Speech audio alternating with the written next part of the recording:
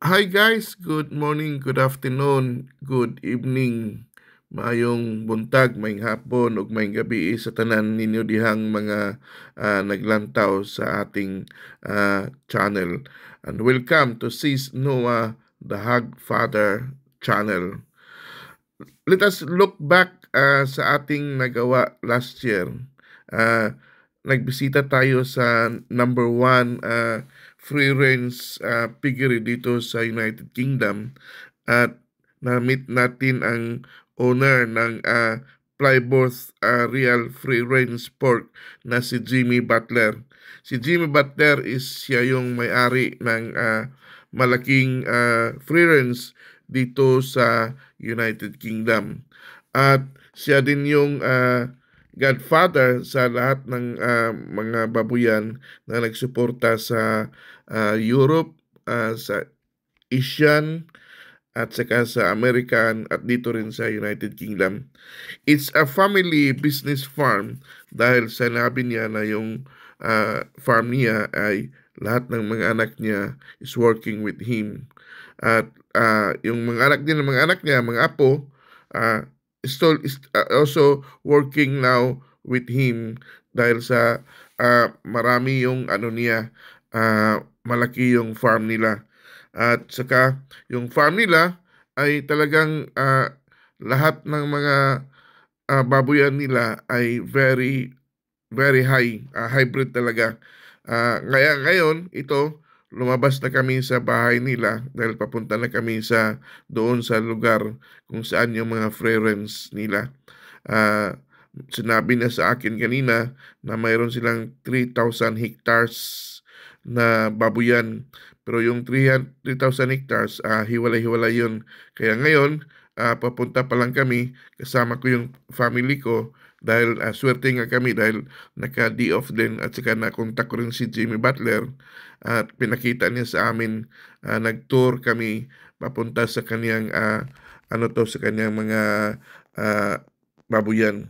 Talagang it's a very pleasure for us na na-meet namin si Jimmy Butler, lalo-lalo na ako na mahilig tayo sa baboyan. At saka mayroon na tayong contact dito sa United Kingdom. Ang sabi nga niya, if I'm free this summer, it's better to go there summer as well para makita din yung ano yung mga baboyan doon pag summer na. But I'm trying to set my date first kasi mahirap yung busy tayo din sa trabaho. Pero I will do my best na makabisita sa kanyang piggery ulit doon sa free range sa summertime. So ngayon, papunta na kami and hopefully makikita natin yung ano niya, yung mga baboyan. Andito na kami, nakarating na kami sa unang first 1,000 hectares ng kanyang mga baboyan. Ito po ay mga mayroon ng mga anak, tsaka dito yung mga na EI na, pag mayroon ng mga naghihintay na mga anak, o dito sila ilalagay dyan sa ano nila. Ito yung large landrace at saka large white na inahin. So, nandito sila, yung mga anak, medyo ilang days lang na pwede na mga anak. So, dyan din ang mga ano nila, itong mga anak nila, dyan din sa may parang bahay nila, dyan sila mga anak at matutulog at ano. So, sumakay kami ulit kasi we're going to papunta pa sa loob. Kaya nagpapasalamat tayo ni Jimmy dahil yung sasakyan namin is four wheels drive. Talagang malakas yung sasakyan niya. But sabi niya daw luma na daw yung sasakyan niya pero malakas pa rin. Kahit very mud pero walang kamad-mad dyan. Talagang malakas yung sasakyan niya. Kaya nagpapasalamat tayo sa kanyang very kind hospitality. Dahil yun, tingnan mo yung Renzo. Yun yung mayroon pang, yun yung mga anak niya. Yun ang mga anak ng mga inahin na mga anak sila, dyan sila lalagay. Dito naman sa kabila, makikita natin mamaya, mayroon din yung mga dumalaga. Mga dumalaga na sa other side naman. Ito yung sinabi niya sa akin na yan ay dumalaga. 5 months pa raw yan, 5 months to 6 months. So, andyan sila sa freelance.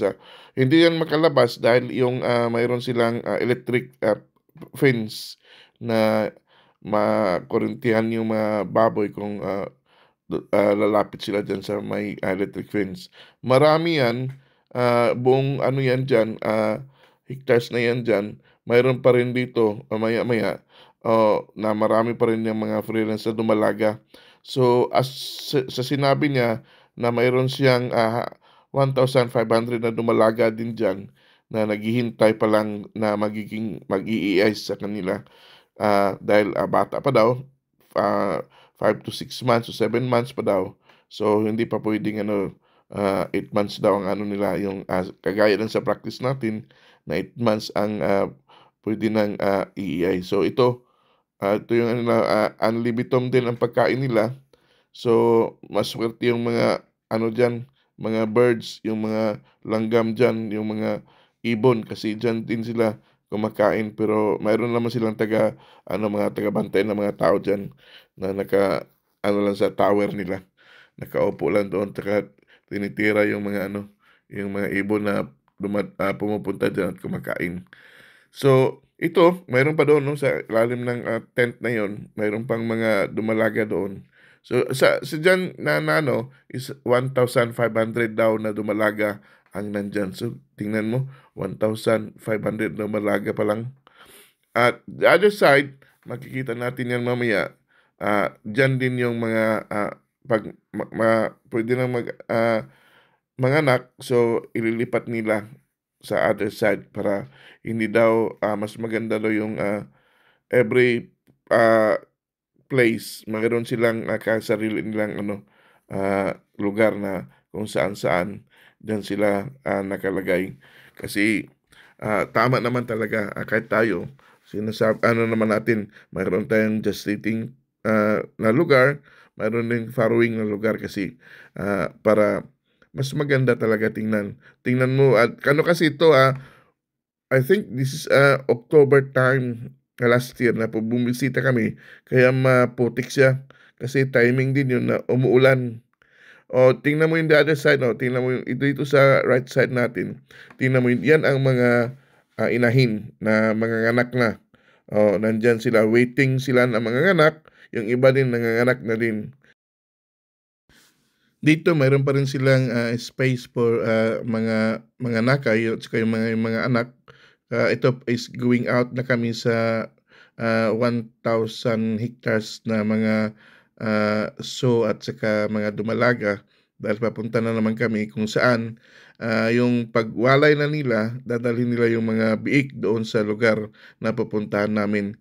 Kaya dito naman talaga ay maganda yung lugar nila, kaya pasalamat tayo kay Jimmy Butler sa kanyang hospitality na napunta tayo dito sa kanyang dumalaga at saka sa kanyang mga inahin. Ito papunta na kami dito sa lugar na to na after iwalay sila, yung mga bake dadalhin dito para ilalagay sila sa sinabi ni Jimmy Butler, every tent, mayroon tayong I think 300 tent na nandito na mga walay na mga biik, nandito sila lahat. At saka every week mayroon silang mga ilalagay sa tent. Kaya ito nandito kami para ipapakita din niya sa atin kung ilang mga biik ang nilalagay nila sa bawat tent. Sa bawat tent din mayroong mga 80 to 100 biik na nakalagay doon sa loob ng tent. Kaya natingnan namin at natingnan natin, tingnan mo yung mga biik dito. See? It's 80 to 100 heads na biik ang ilalagay nila. Kaya andito yung mga biik nila. Pagwalay hanggang dito rin 3 weeks, then ililipat na naman ito sa ibang tent na naman hanggang magdumalaga na, then magsiselect sila doon na naman sa isang hektar na naman na ipapakita niya. Pero hindi ko pa mapakita dito, so ito lang muna yung inahin at saka yung dumalaga, inahin at mga biik at yung mga biik na iwawalay na nila sa kanilang tent. So dito sa 1,000 hectares na to, mayroon tayong 300 to 500 tents. And then every tents, mayroong 80 to 100 to 150 heads na mga biik na nakalagay sa bawat tents. So, unlimited ito. Mayroong pagkain dyan sa tabi-tabi. Dito sa ano natin, makikita natin mamaya kung mapakita ko sa video. Diyan sila kumakain. So, mayroon din silang 10 tao na nagtitingin dito. Ito yung pagkain dito, yung unlimited nila. So, ganoon po sila laking business talaga sa free runs nila dito sa United Kingdom. Talagang mga butlers, family business, sila yung nagsusupport dito sa United Kingdom, Asian, at saka I think American as well. They sent meat doon sa kanila. Kaya talagang it's a pleasure for us. Swerte ko talaga na nakilala ko si Jimmy Butler. At maganda din na sinuportahan din niya ako. Sabi niya, come and visit us and then I will make a tour with you. Ito pa lang, part 1 pa lang to sa mga nabisita ko na ang part 2 nito, papakita ko rin yung nila, yung mga boar na 10 yatang boar yun na malalaki na ipapakita ko sa inyo para din makita natin kung ano yung style ng sistema ng pag-aalaga ng mga babuyan dito sa United Kingdom. Tinatawag nila free range. So ito po mga kahagriser, tingnan nyo yung sa labas dyan, ilang tents yan. Every tents dyan, mayroong 80 to 100 piglets. Pero ano na yan naka-divided na yan. Mayroong 5 weeks, mayroong 8 weeks hanggang 1 month at 2 months, 3 months. So andyan lahat po Kay Jim Butler, maraming salamat sa iyo dahil pinaunlakan mo kami at dinala mo kami dito sa sa friends mo, sa piggery mo. Yan si Jimmy Butler. Maraming salamat sa iyo and God bless. Sana kita-kits pa rin tayo sa susunod. Mga gracer, mga subscribers, maraming salamat sa inyo at mabuhay tayong lahat.